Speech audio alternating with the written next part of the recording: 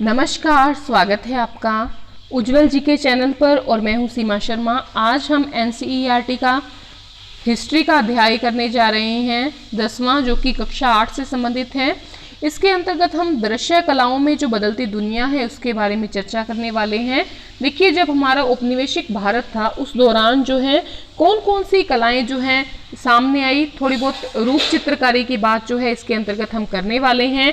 खर्रा चित्र के बारे में बात करेंगे, पटुआ चित्र के बारे में बात करेंगे, पटुआ कलाकारों के बारे में, साथ ही रवि वर्मा के विषय में कुछ चर्चा होगी और साथ ही अवनींद्रनाथ टैगोर, जो कि रविंद्रनाथ टैगोर के भतीजे थे, उनके बारे में थोड़ी सी चर्चा इस अध्याय के अंतर्गत की जाएगी।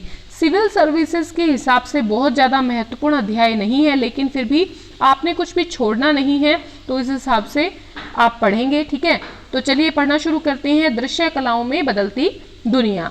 देखिए, साम्राज्यवाद के युग में कलाओं के नए रूप जो है वो सामने आए। देखिए, यथार्थवाद जो है इस मान्यता पर आधारित था कि कलाकारों को अपनी आंखों से चीज़ों को गौर से देखना चाहिए और उन्हें यथावत जो है चित्रित करना चाहिए। ठीक है, यथार्थवाद कौन सी मान्यता पर आधारित था कि जो कलाकार हैं, जो भी चित्र बना रहे हैं, वो ऐसे चित्रों को बनाए, ठीक है, जो हमारे सामने हो। देखिए, यूरोपीय कलाकार जो थे, ठीक है, यूरोपीय जो कलाकार थे वो अपने साथ इस यथार्थवाद का विचार लेकर हमारे सामने आए थे। भारत में रोजमर्रा की चीजों को चित्रित करना चाहिए, ऐसा उनका विचार था। जो हमारे भारतीय थे वो किस प्रकार के चित्र बनाते थे? पहले पौराणिक चित्रों के रूप में उन चित्रों को बनाते थे जो पौराणिक होते थे। ठीक है, लेकिन यथार्थवाद में रोजमर्रा की जिंदगी से संबंधित चित्रों को बनाया जाने लगा।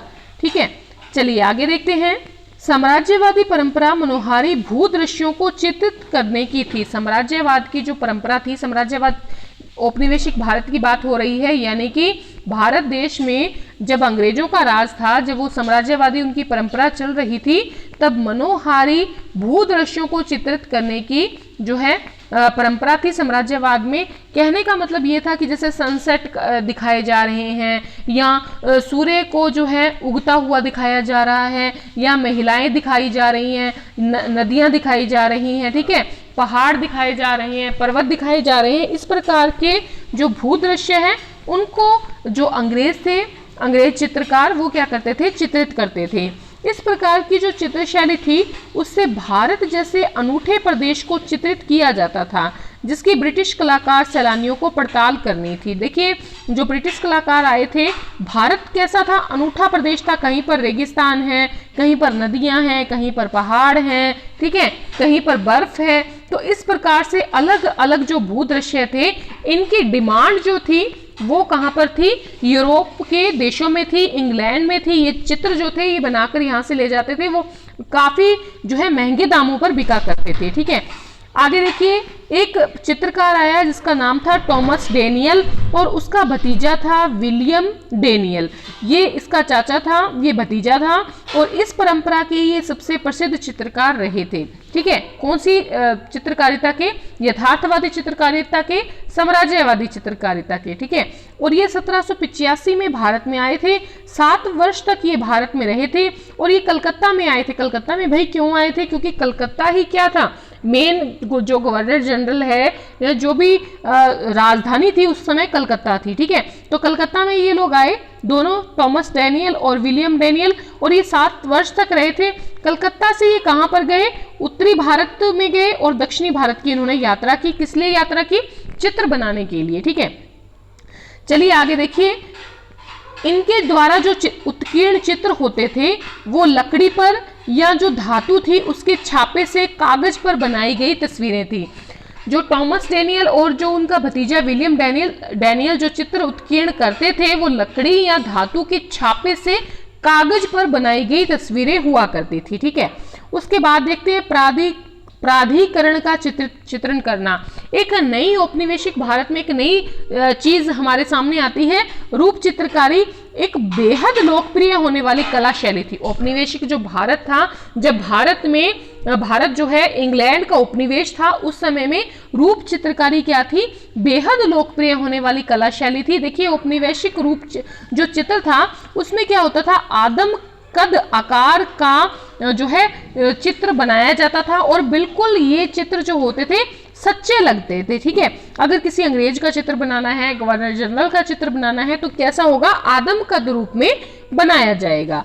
आगे देखिए, ये जो शैली थी औपनिवेशिक भारत में रूप चित्रकारी की, ये शैली इस साम्राज्यवाद की वजह से पैदा होने वाली ऐश्वर्यपूर्ण जो जीवन शैली थी, धन संपदा थी, रोब को दर्शाने का भी एक आदर्श साधन थी। देखिए, इसके अंतर्गत जो है ये दिखाया जाता था कि भारत में अंग्रेज जो है कितने रुतबे से रहते हैं, कितने रोब से रहते हैं, भारतीय जनता किस प्रकार अधीन है, ये चीजें जो हैं दिखाई जाती थी। ठीक है, इस चित्रकारी के अंतर्गत।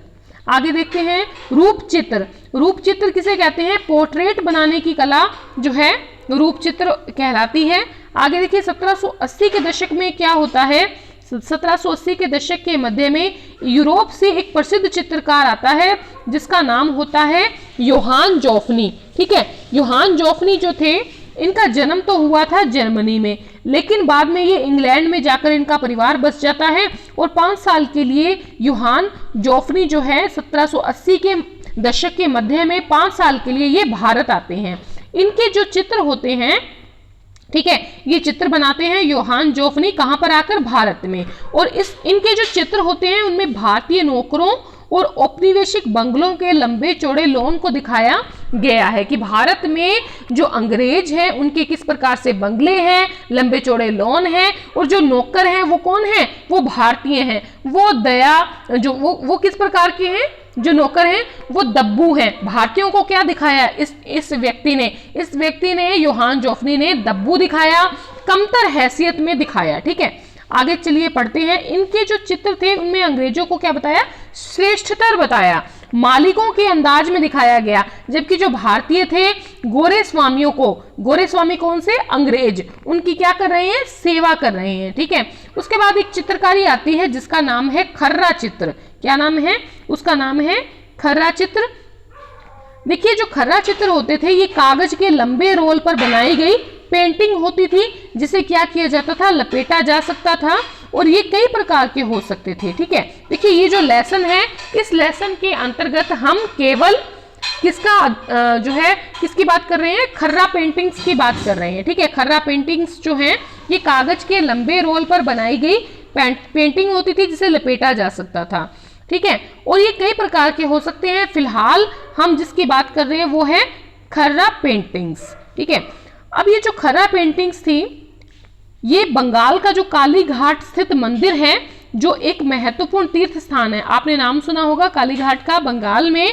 देखिए, यहाँ पर जो रामकृष्ण परमहंस थे, ठीक है, जो विवेकानंद के गुरुजी थे, उनको ये कहा जाता है कि माता काली ने यहाँ पर साक्षात दर्शन दिए थे। कहाँ पर, काली घाट में। ठीक है, बताने के लिए थोड़ा सा बता दिया। ठीक है, एक महत्वपूर्ण तीर्थ स्थान है, कहने का भाव ये है, यहाँ के जो आसपास के जो गांव थे वहां पर रहने वाले जो चित्रकार थे, खर्रा चित्रकार, और उन्हीं के साथ मिट्टी के बर्तन बनाने वाले एक नई कला शैली विकसित करने लगे थे। ठीक है, देखिए पूर्वी भारत में ये जो मिट्टी के बर्तन बनाने वाले जो लोग हैं, इनको पूर्वी भारत में क्या कहा जाता है, कुमोर कहा जाता है, कुमोर कहा जाता है। और अगर हम उत्तर भारत की बात करें, पंजाब, हरियाणा, राजस्थान वगैरह की बात करें, तो हम उन्हें कहते हैं कुम्हार, जो मिट्टी के बर्तन बनाता है। ठीक है, तो कुम्हारों ने, मतलब मिट्टी के बर्तन बनाने वालों ने, और जो आसपास रहते थे काली घाट के पास जो गांवों में रहने वाले लोग थे, जो क्या करते थे, चित्रकार थे, वो खर्रा चित्रकार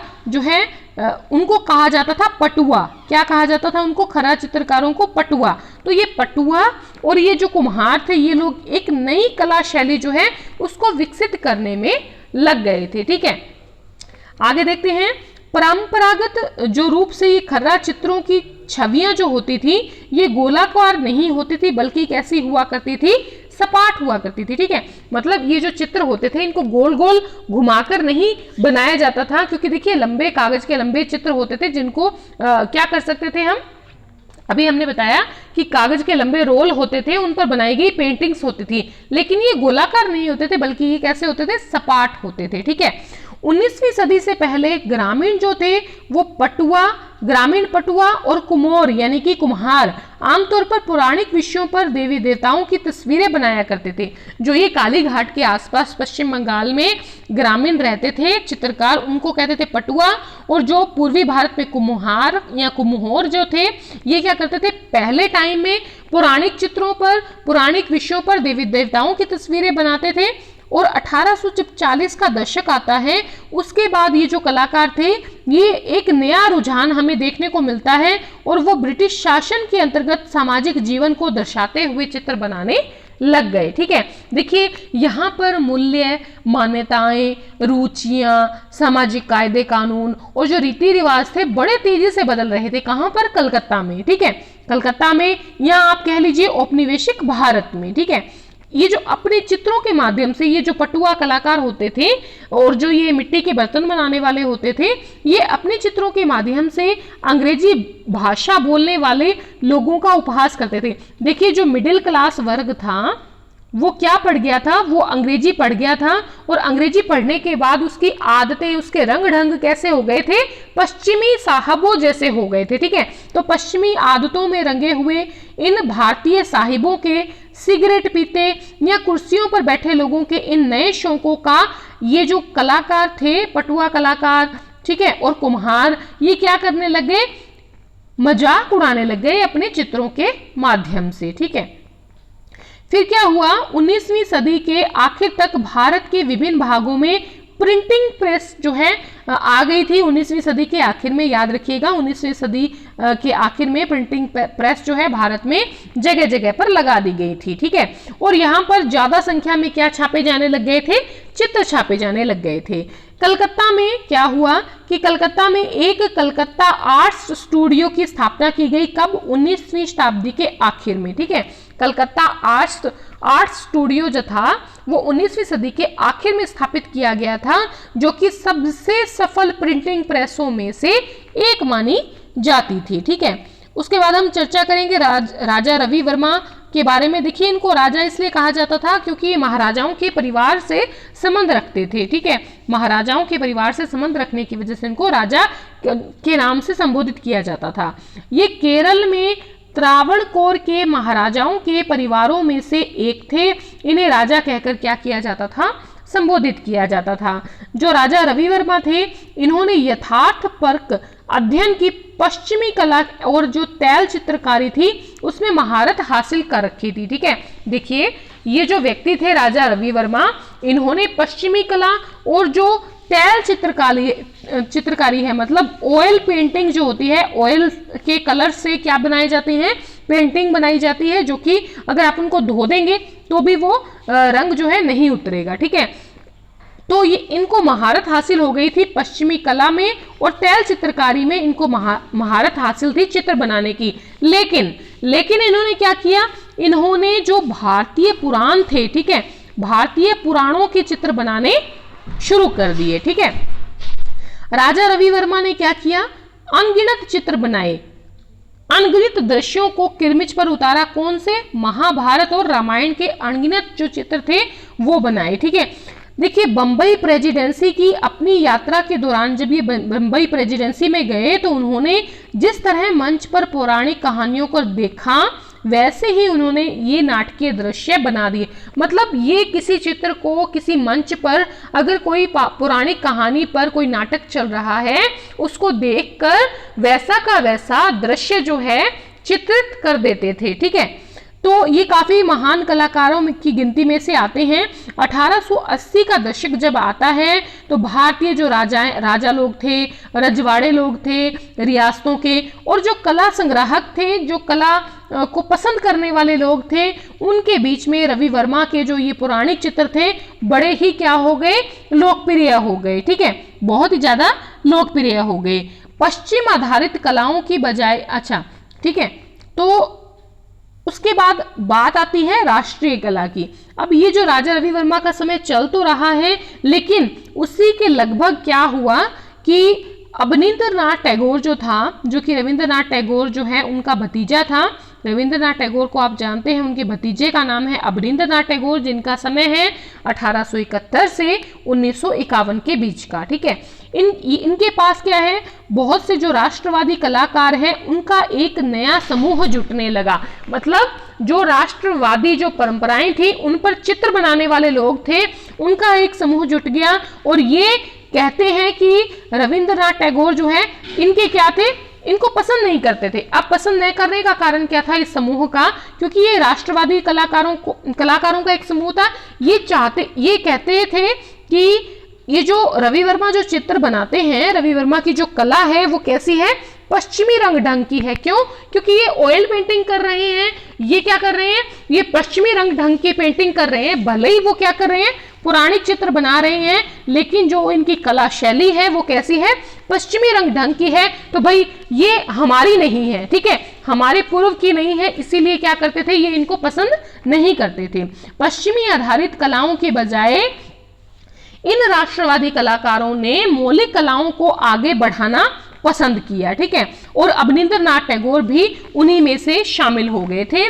और अवनींद्रनाथ टैगोर के द्वारा एक चित्र बनाया गया मेरी माँ, जो काफी फेमस हुआ। जैसे कि आप देखते हैं ना, भारत का चित्र भारत का मैप है और उसमें क्या है, भारत माता दिखलाई गई है, एक माँ दिखाई गई है, जो कि काफी फेमस हुआ चित्र। ये था मेरी माँ का चित्र, अवनींद्रनाथ टैगोर के द्वारा चित्रित। इसके अलावा अवनींद्रनाथ टैगोर का एक चित्र बड़ा और फेमस हुआ, जिसका नाम था मेघदूत का निर्वासित यक्ष।